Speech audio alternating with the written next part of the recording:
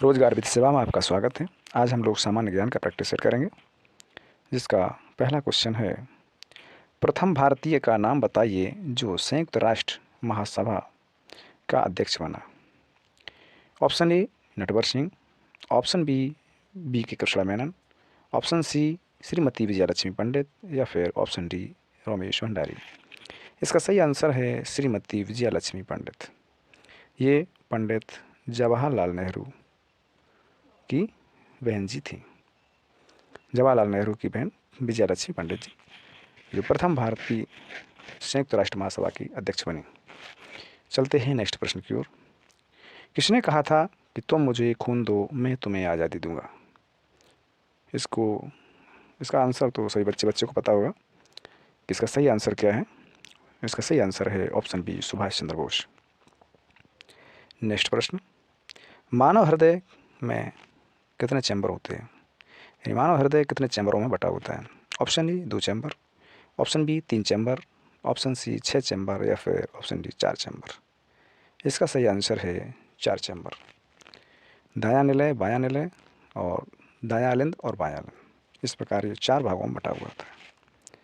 Next question, सारे जहां से अच्छा हिंदुस्तान हमारा, इस मशहूर गीत के लेखक कौन है? Option A Bankim Chandra Chatterjee, option B Rabindranath Tagore, option C Jayadev या फिर ऑप्शन डी मोहम्मद इकबाल। इसका सही आंसर है मोहम्मद इकबाल। सारे जहां से अच्छा हिंदुस्तान हमारा के लेखक कौन है? मोहम्मद इकबाल। नेक्स्ट क्वेश्चन, निम्नलिखित में से कौन सी संयुक्त राष्ट्र संघ की भाषा नहीं है? यानी UNO, यूनाइटेड नेशन ऑर्गेनाइजेशन की भाषा नहीं है।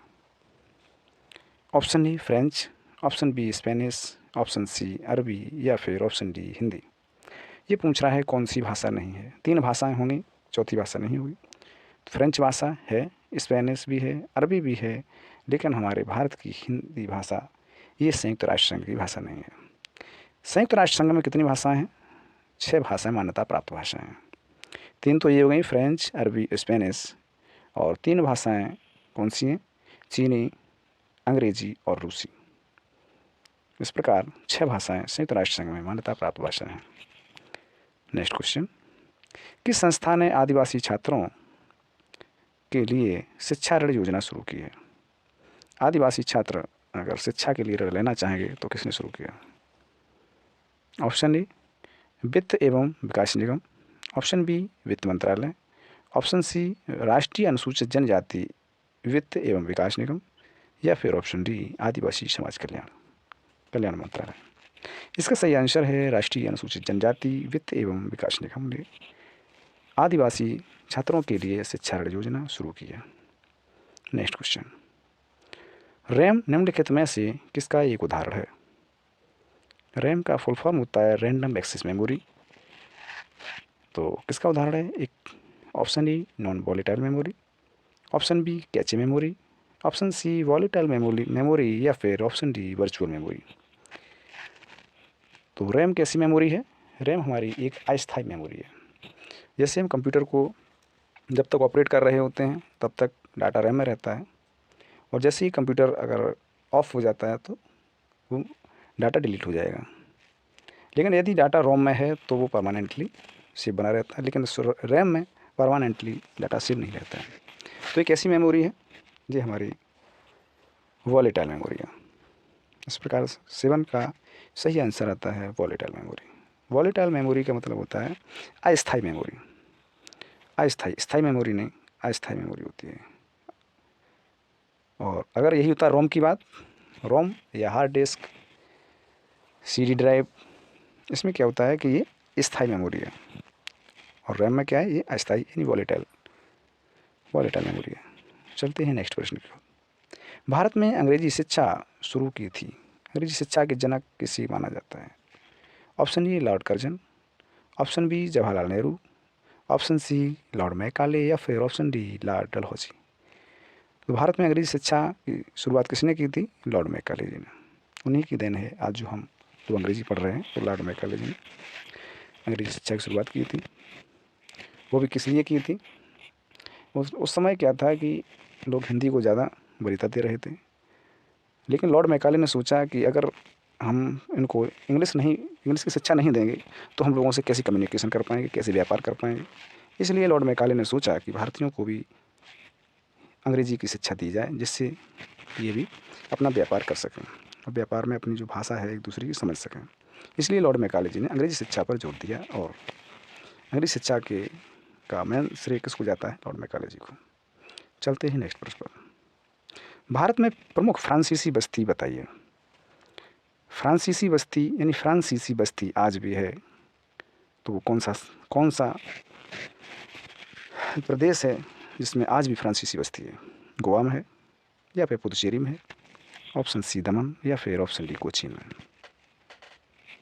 तो इसका सही आंसर है पुदुचेरी। चलते हैं नेक्स्ट प्रश्न पर। किसको सामान्य बोलचाल में भारत का प्रक्षेपास्त्र पुरुष या मिसाइल मैन कहा जाता है? बहुत अच्छा क्वेश्चन है। मिसाइल मैन अगर आ जाता है तब तो सभी लोग टिक लगा देंगे, लेकिन अगर यही आता है भारत का प्रक्षेपास्त्र पुरुष, मिसाइल मैन लिख कर नहीं आता है, तो इसका सही आंसर है क्या? इसका सही आंसर है doctor APJ Abdul Kalam. Doctor APJ Abdul Kalam को मिसाइल मैन ऑफ इंडिया के नाम से जाना जाता है। Next question.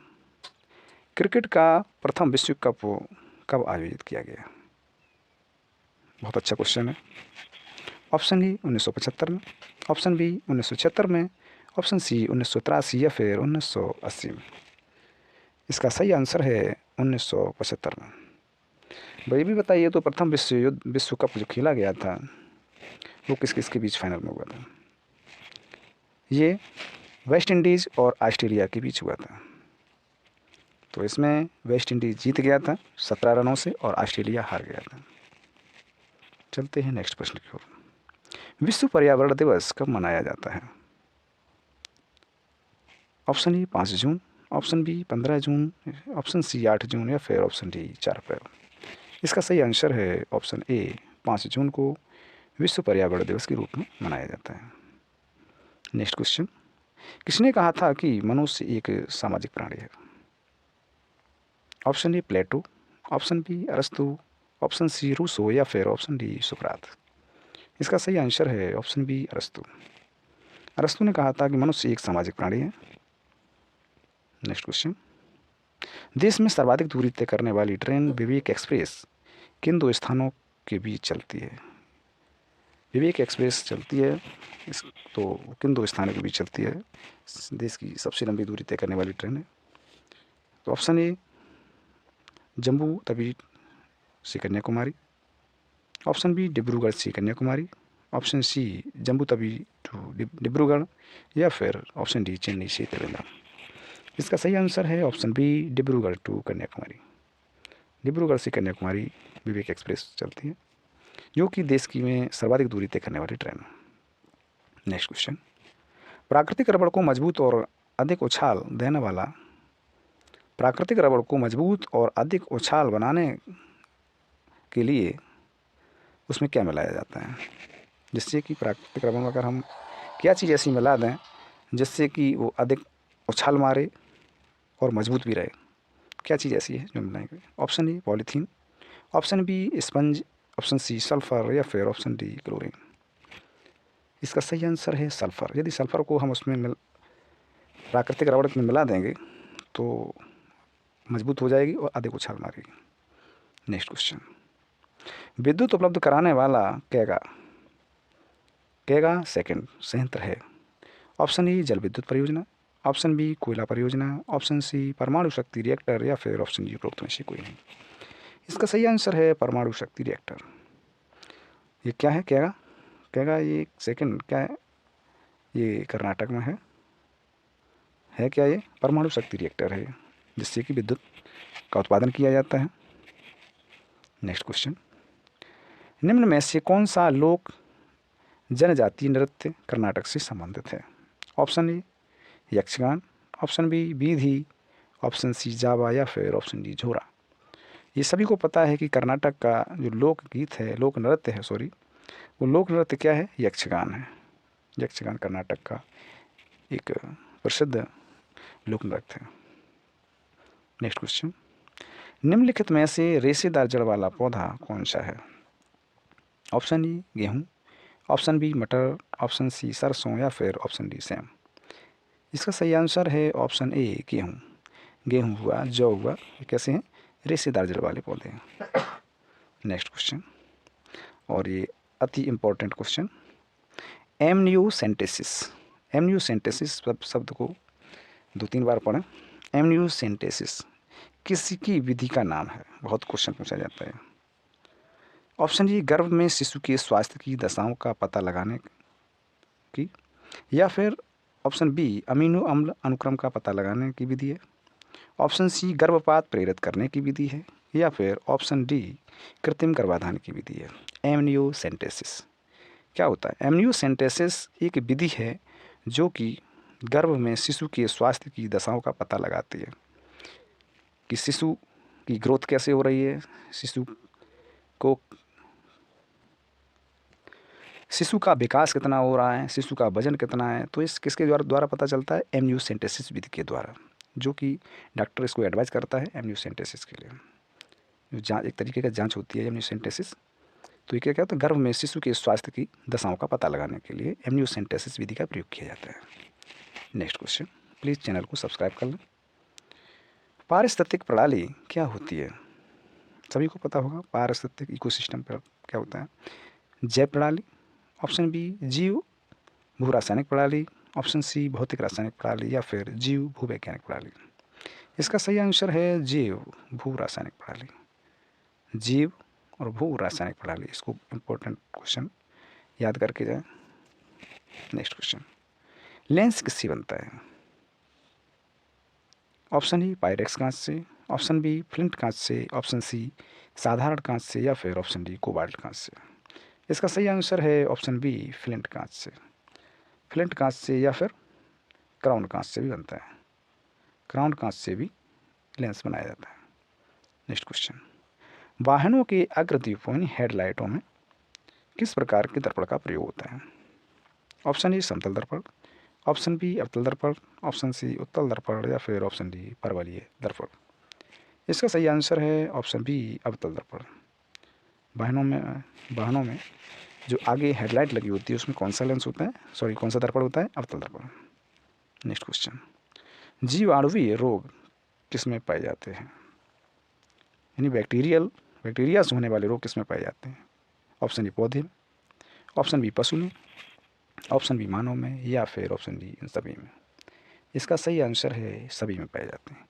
पौधों में भी पाया जाता है जीवाणुवीय रोग, पशुओं में भी और मानवों में भी। इस प्रकार सभी में बैक्टीरियल जो इन्फेक्शन होता है, बैक्टीरियल रोग होते हैं, बैक्टीरिया के द्वारा होने वाले रोग सभी में पाए जाते हैं। नेक्स्ट क्वेश्चन, किसी शिशु के वंशागत जीनों की कुल संख्या में ऑप्शन ए पिता से प्राप्त जीनों की संख्या अधिक होती है, माता से प्राप्त जीनों की संख्या अधिक होती है, ऑप्शन सी माता और पिता प्रत्येक से प्राप्त जीनों की संख्या समान होती है, या फिर ऑप्शन डी माता पिता से प्राप्त जीनों की संख्या एक समान कभी नहीं होती। क्वेश्चन ये कह रहा है कि किसी शिशु के वंशागत जीनों की कुल संख्या में, ऑप्शन सी इसका सही है कि माता और पिता प्रत्येक से प्राप्त जीनों की संख्या समान होती है। ठीक है, दोनों का 50-50% रेशियो रहता है माता और पिता का। नेक्स्ट क्वेश्चन, वोरलॉग पुरस्कार किस क्षेत्र में उत्कृष्ट योगदान हेतु प्रदान किया जाता है? जो नॉर्मल वोरलॉग थे वो पुरस्कार उनके नाम से दिया जाता है, वो किस क्षेत्र में उत्कृष्ट योगदान के लिए दिया जाता है? ऑप्शन ए पशुपालन, ऑप्शन बी कृषि, ऑप्शन सी विनिर्माण, या फिर ऑप्शन डी साहित्य। वो नॉर्मल वोरलॉग किससे संबंधित थे? वो थे हरित क्रांति से संबंधित। तो इसका सही आंसर है ऑप्शन बी कृषि क्षेत्र में दिया जाता है। नेक्स्ट क्वेश्चन, किस पंचवर्षीय योजना का मुख्य उद्देश्य आर्थिक आत्मनिर्भरता था? ऑप्शन ए प्रथम पंचवर्षीय योजना, ऑप्शन सी बी द्वितीय पंचवर्षीय योजना, ऑप्शन सी छठी पंचवर्षीय योजना, या फिर ऑप्शन डी चतुर्थ पंचवर्षीय योजना। इसका सही आंसर है ऑप्शन डी चतुर्थ पंचवर्षीय योजना, क्योंकि सभी को पता होगा प्रथम पंचवर्षीय योजना किस पे आधारित थी? ये कृषि पर आधारित थी। और द्वितीय पंचवर्षीय योजना किस पे थी? औद्योगिकीकरण पर आधारित थी। और छठी पंचवर्षीय योजना किस पर आधारित थी? ये आर्थिक उदारीकरण पर आधारित थी, यानी कि प्राइवेटाइजेशन पर थोड़ा जोर दिया गया था छठी पंचवर्षीय योजना पर में। और इसका सही आंसर है ऑप्शन डी, चतुर्थ पंचवर्षीय योजना। क्यों चतुर्थ पंचवर्षीय योजना में क्या हुआ था, एक तो आर्थिक आत्मनिर्भरता पर बल दिया गया और शिक्षा के मानकों में सुधार किया गया। ये दो काम किए गए थे चतुर्थ पंचवर्षीय योजना में। नेक्स्ट क्वेश्चन, भारत में कौन सी खाद्य फसल अक्टूबर नवंबर में बोई जाती है तथा अप्रैल में काटी जाती है? तो कौन सी फसल है? ऑप्शन ई नारियल, option B coffee, option C चावल या फिर ऑप्शन डी गेहूँ। इसका सही आंसर है ऑप्शन डी गेहूँ। अक्टूबर नवंबर में बोई जाती है, अप्रैल में काट ली जाती है। किसकी फसल है? रबी की फसल है। नेक्स्ट क्वेश्चन, और ये अच्छा क्वेश्चन है, इम्पोर्टेंट क्वेश्चन। कुब्बत उल इस्लाम मस्जिद, कुब्बत उल इस्लाम के नाम से एक मस्जिद है दिल्ली में, का निर्माण किसके द्वारा किया गया? ऑप्शन ई कुतुबुद्दीन ऐबक के द्वारा, ऑप्शन बी अलाउद्दीन खिलजी के द्वारा, ऑप्शन सी इल्तुतमिश या फिर ऑप्शन डी मोहम्मद आदिल शाह के द्वारा। इसका सही आंसर है ऑप्शन ए कुतुबुद्दीन ऐबक। कुतुबुद्दीन ऐबक ने इसका निर्माण किया था, निर्माण यानी शुरुआत की थी। लेकिन अगर पूछा जाए कि इस कुब्बत उल इस्लाम मस्जिद का निर्माण तो करवाया कुतुबुद्दीन ऐबक ने, लेकिन इसका जो कार्य पूरा करवाया, पूरा कंप्लीट इस मस्जिद को किसने बनवाया, तो इसका सही आंसर होता है इल्तुतमिश। नेक्स्ट क्वेश्चन, सिखों के 10वें एवं अंतिम गुरु कौन थे? ऑप्शन ई गुरु Govind Singh, option B Guru Tegh Bahadur, option C गुरु हरकृष्ण या फिर ऑप्शन डी गुरु हर राय। सिखों के 10वें और अंतिम गुरु कौन थे? इसका सही आंसर है ऑप्शन ए गुरु गोविंद सिंह। गुरु गोविंद सिंह जी, गुरु गोविंद सिंह ने कहा कि मैं ही अंतिम गुरु, 10वें और अंतिम गुरु, इसके बाद गुरु का पद ही उन्होंने ख़त्म कर दिया था। नेक्स्ट क्वेश्चन, करीबा बांध किस नदी पर स्थित है? करीबा बांध किस नदी पर स्थित है? ऑप्शन ई जाम्बेजी नदी पर, ऑप्शन बी नाइजर नदी पर, ऑप्शन सी बुई नदी या फिर ऑप्शन डी नील नदी। इसका सही आंसर है जाम्बेजी नदी, ऑप्शन ई जाम्बेजी। जाम्बेजी नदी कहाँ बहती है? ये हमारी दक्षिण अमेरिका में, दक्षिण अमेरिका की नदी है जाम्बेजी नदी। इस पर करीबा बांध बना हुआ है। नेक्स्ट क्वेश्चन, और अच्छा क्वेश्चन, विश्व की सबसे लंबी नदी है? Option A Mississippi Missouri, option B Amazon, option C Sindhu या फिर ऑप्शन डी नील नदी। विश्व की सबसे लंबी नदी पूछ रहा है, तो सबसे लंबी नदी कौन सी है? नील नदी, जो कि कहाँ है हमारी नील नदी? जो कि हमारी अफ्रीका महाद्वीप में है। नेक्स्ट क्वेश्चन, सूर्य के बाद पृथ्वी के सबसे नज़दीक तारा कौन सा है? ये क्वेश्चन मैं पिछली बार भी मैंने बताया था आपको, ऐसा क्वेश्चन फंसाएगा आपको। अगर ये पूछा जाता पृथ्वी के सबसे नज़दीक तारा कौन सा है, तो इसका सही आंसर होता है सूर्य। लेकिन इसने पूछ दिया कि सूर्य के बाद पृथ्वी के सबसे नज़दीक तारा, यानी दूसरे नंबर, सूर्य पृथ्वी से दूसरे नंबर का पूछ रहा है। Option B Vega, option B Sirius, option C Proxima Centauri या फिर ऑप्शन डी अल्फा सेंचुरी। इसका सही आंसर है ऑप्शन सी प्रॉक्सिमा सेंचुरी, जो कि पृथ्वी के सबसे निकट दूसरा तारा है, यानी सूर्य के बाद पृथ्वी से सबसे नज़दीक का तारा है, प्रॉक्सिमा सेंचुरी। नेक्स्ट क्वेश्चन, सूर्य की ऊर्जा का स्रोत किस क्रिया में निहित है?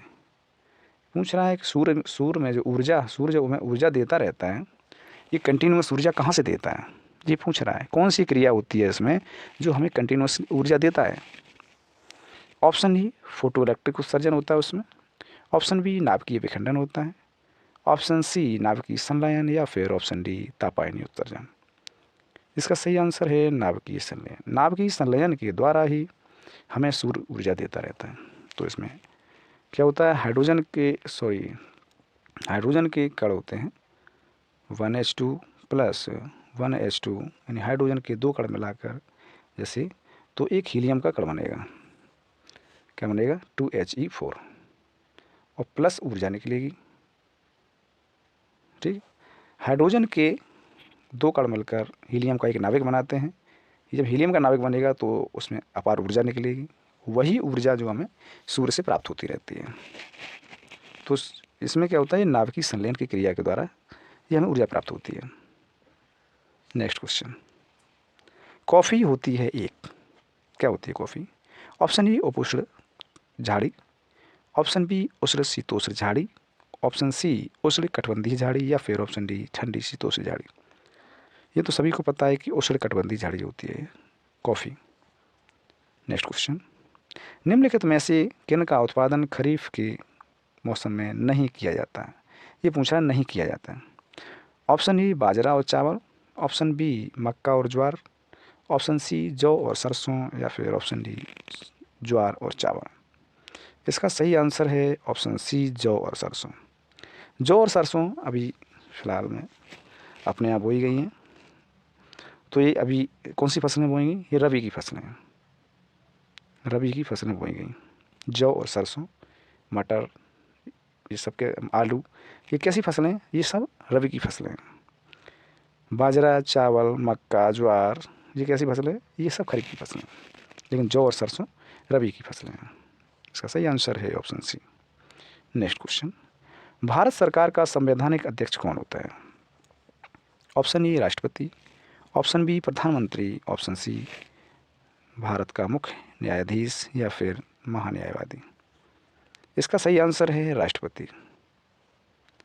क्या है? राष्ट्रपति। राष्ट्रपति जी भारत के संवैधानिक अध्यक्ष के रूप में जाने जाते हैं। सबसे बड़ा पद अगर देखा जाए संविधान तो राष्ट्रपति का ही है। तो इसका सही आंसर है ऑप्शन ए राष्ट्रपति। भारत में भूमध्य सागर है, ये पूछ रहा है कि भूमध्य यानी पृथ्वी से घिरा हुआ सागर, जिसके आसपास कोई दूसरा सागर ना हो, चारों तरफ पृथ्वी है, ऐसा कौन सा सागर है जो पृथ्वी से घिरा हुआ है? ऑप्शन ए अरल सागर, ऑप्शन बी हिंद महासागर, ऑप्शन सी चीन सागर, या फिर ऑप्शन डी अरब सागर। तो इसका सही आंसर है ऑप्शन ए अरल सागर। अरल सागर एक ऐसा सागर है जो चारों ओर पृथ्वी से घिरा हुआ है। ये अरल सागर कहाँ पड़ता है? ये हमारा मध्य एशिया में है, मध्य एशिया में, मध्य एशिया का कौन सा? अरल सागर। नेक्स्ट क्वेश्चन, निम्नलिखित में से वह कौन व्यक्ति है जिसे भारतीय संविधान के तहत आपातकाल की घोषणा करने के लिए अंतिम प्राधिकारी माना जाता है? बताइए।